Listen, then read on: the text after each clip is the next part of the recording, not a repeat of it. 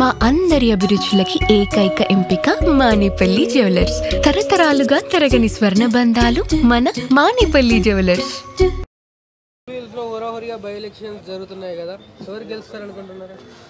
జూబ్లీహిల్స్లో మరి by election జరుగుతున్న తరుణంలో మరి మాగంటి గోపినాథ్ గారి సతీమణి మరి మాగంటి సునీత గారు మరి తప్పకుండా గెలుస్తారని మరి ఆశిస్తూ ఉన్నాము.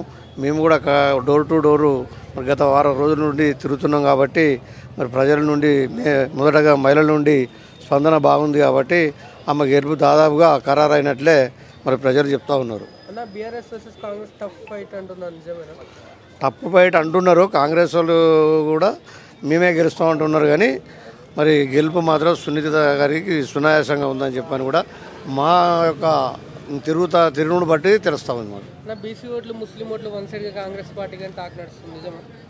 మైనార్టీ ఓట్లు అనేది బీఆర్ఎస్ వైపే ఎక్కువ ఉన్నాయి. ఎందుకంటే మైనార్టీకి టికెట్ ఇవ్వలేదు కాబట్టి మద్దతు ఉన్నది కాబట్టి మనకు టికెట్ ఇవ్వలేదు కాబట్టి మనకు బీఆర్ఎస్కే చేయాలి.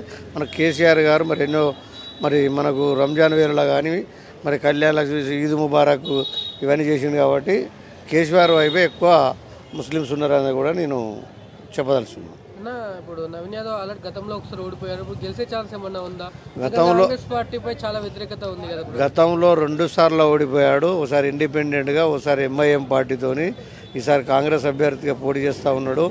కానీ వేరే పార్టీ అయితే కొంచెం సానుభూతి ఉండు కానీ కాంగ్రెస్ మీద వ్యతిరేకత ఉన్నది, కాంగ్రెస్ మీద మైనస్ ఉన్నది కాబట్టి ఆయన ఓడిపోవడం జరుగుతూ ఉంది. సీఎం రేవంత్ రెడ్డి గారు ఇక్కడ నవీన్ యాదవ్ని గెలిపించకపోతే మీకు పథకాలు రావు అని చెప్పారు. దాన్ని మీరు ఎలా? అది చాలా తప్పుడు మాటలు.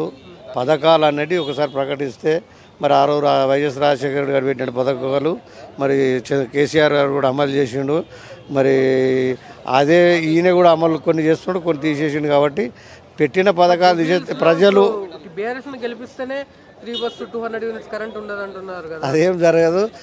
ఈ ఎన్నికే కాదు, మళ్ళీ తర్వాత మరి లోకల్ బాడీ ఎన్నికలు వస్తున్నాయి. మరి అన్ని జిల్లాల్లో జెడ్పీటీసీ, ఎంపీటీసీలు, సర్పంచులు, మరి ఇక్కడ మున్సిపాలిటీలో కార్పొరేషన్ ఎన్నికలు ఉన్నాయి, మేయర్ ఎన్నికలు ఉన్నాయి. కాబట్టి మరి ఆయనతో కూడా తుడుచుకపెట్టుకోపోతుంది కాంగ్రెస్ పార్టీ. కాబట్టి అటువంటి మాటలు ఒక సీఎం హోదాలో మాట్లాడకూడదు.